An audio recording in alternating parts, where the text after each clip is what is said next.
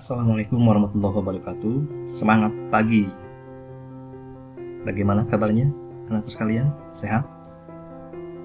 Mudah-mudahan kita senantiasa diberikan kesehatan sehingga kita masih bisa belajar di bab yang ketiga tentang Kebangkitan Nasional dan Sumpah Pemuda tahun 1928.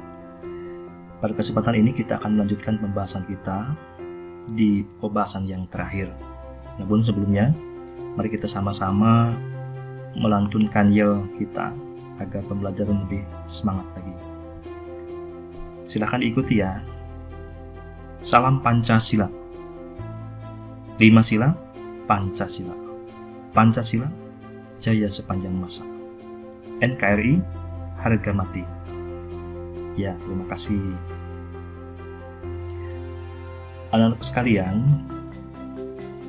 kita masih di kompetensi dasar 3.3, itu memproyeksikan nilai dan semangat kebangkitan nasional dan Sumpah Pemuda tahun 1928 dalam Bingkai Bhinneka Tunggal Ika. Adapun materi pembelajaran yang akan kita diskusikan kali ini yaitu materi yang terakhir setelah sebelumnya kita membahas bagian D, yaitu semangat perjuangan pemuda dalam perjuangan kemerdekaan.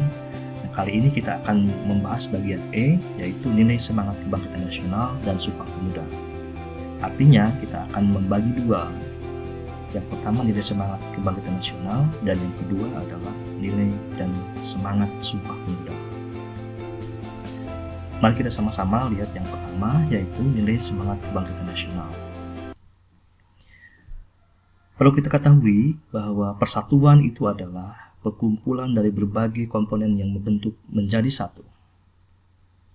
Sedangkan kesatuan adalah hasil perkumpulan yang telah menjadi satu dan utuh. Maka dengan demikian, persatuan dan kesatuan itu adalah bersatunya macam-macam corak yang beraneka ragam menjadi salah satu kebulatan yang utuh dan serasi. Persatuan Indonesia adalah faktor kunci, yaitu sebagai sumber semangat, motivasi, dan pergerak perjuangan kemerdekaan Indonesia. Berikut ini adalah tahap-tahap pembinaan persatuan bangsa Indonesia. Artinya ini adalah tahapan sehingga kita mencapai proklamasi kemerdekaan. Yang pertama adalah perasaan senasib, yaitu munculnya karena faktor keterikatan terhadap tempat kelahiran atau menghadapi suatu masalah tertentu. Tahap yang kedua adalah tahap kebangkitan nasional, yaitu pergerakan perjuangan bangsa Indonesia yang mulai menyadari kondisi dan potensi sebagai suatu bangsa. Yang ketiga adalah tahapan Sumpah Pemuda, yaitu yang menjadi penegas bagi bangsa Indonesia untuk mewujudkan sebuah negara yang memiliki identitas dan dicintai rakyatnya. Dan tahapan yang terakhir yaitu adalah proklamasi kemerdekaan yang merupakan titik puncak perjuangan rakyat Indonesia. Itulah tahap pembinaan persatuan bangsa Indonesia. Nah, sekarang kita lihat proklamasi kemerdekaan dan Undang-Undang Dasar Negara Republik Indonesia tahun 1945 yang merupakan satu, konsensus atau kesepakatan bangsa Indonesia untuk mengatur kehidupan berbangsa dan bernegara yang dilandasi oleh Pancasila dan Undang-Undang Dasar Negara Republik Indonesia tahun 1945. Kedua, konsensus nasional sebagai panduan penting dalam menjaga persatuan dan kesatuan bangsa Indonesia. Nah, itulah kedudukan proklamasi kemerdekaan bagi bangsa Indonesia.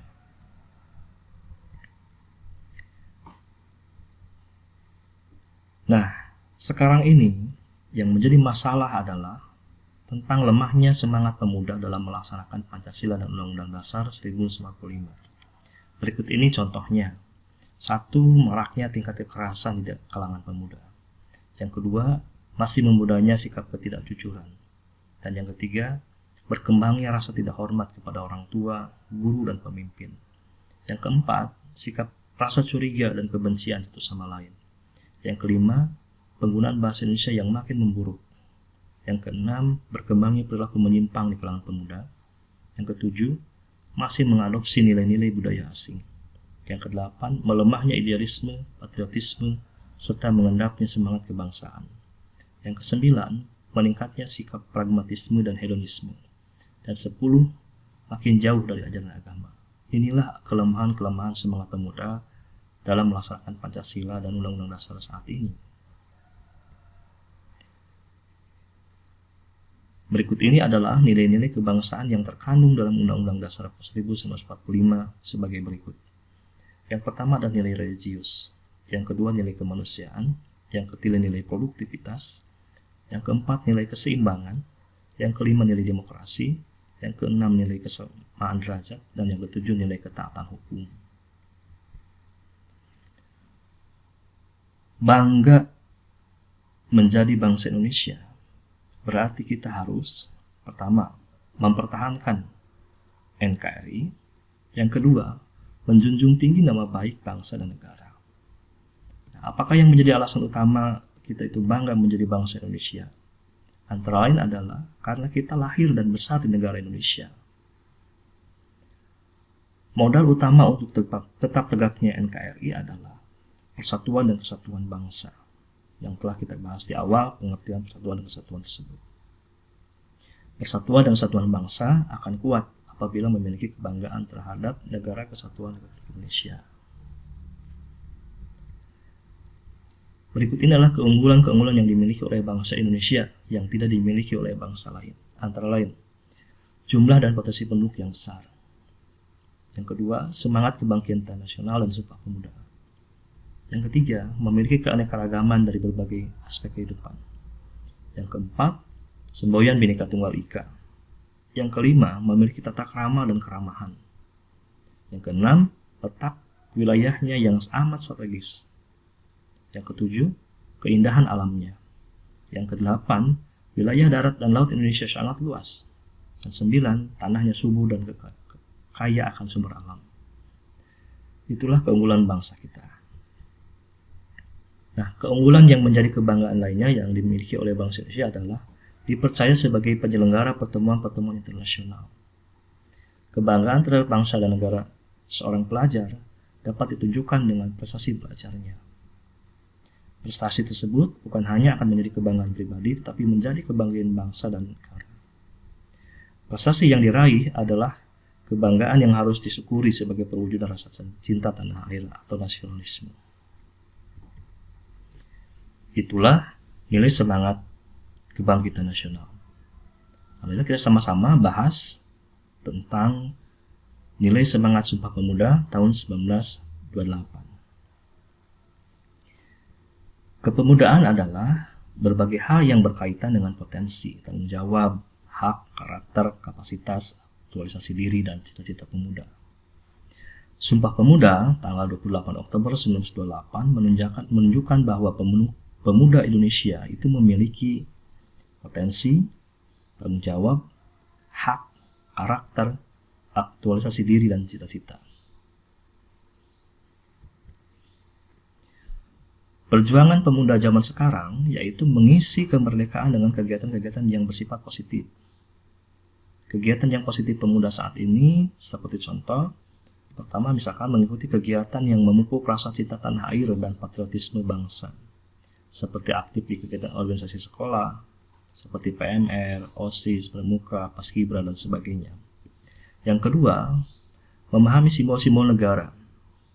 Hal ini bertujuan untuk memperkuat persatuan dan kesatuan bangsa, menjaga kehormatan yang menunjukkan kedaulatan bangsa dan negara, dan menciptakan ketertiban, kepastian, dan standarisasi penggunaan bendera, bahasa, dan lambang negara serta lagu kebangsaan.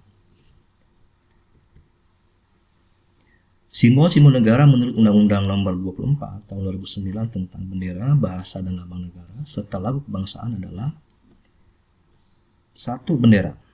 Bendera kita adalah sang merah putih. 2. Bahasa. Bahasa kita adalah bahasa Indonesia sebagai bahasa resmi negara. 3. Lambang negara. Lambang negara kita adalah Garuda Pancasila. Dan yang keempat, lagu kebangsaan. Lagu kebangsaan kita adalah lagu Indonesia Raya. Itulah beberapa hal yang patut kalian pahami dalam pokok bahasan yang terakhir tentang semangat kebangkitan nasional dan Sumpah Pemuda. Mudah-mudahan kalian bisa memahaminya sekaligus bisa menerapkan nilai-nilai semangat kebangkitan nasional dan Sumpah Pemuda dalam kehidupan kalian sehari-hari. Terima kasih. Mohon maaf apabila ada hal-hal yang kurang berkenan. Sampai berjumpa kembali. Terima kasih. Bapak akhiri. Wassalamualaikum warahmatullahi wabarakatuh.